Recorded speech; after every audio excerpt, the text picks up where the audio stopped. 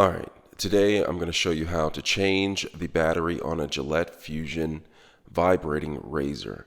This razor right here is supposed to vibrate as I shave, and the battery has died, and so like now it's time to replace the battery. So what I'm going to do is I'm going to get a fresh battery. As you can see right here, I have an Energizer industrial battery, great battery right there.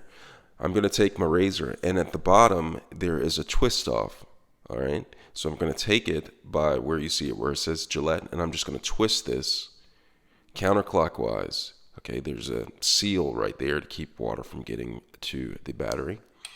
All right, and then I'm just going to pull the battery out, this right here, Duracell, and I'm going to insert the battery with the tip in first. Okay, you see that? I'm going to put it in there like that, and then I'm going to take the cap, twist it back into place, and it clicks. Did you hear that? It clicks.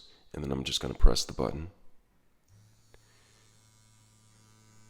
Do you hear that? It's vibrating. Alright. Let me know if you have any questions. Alright. Thanks a lot for watching.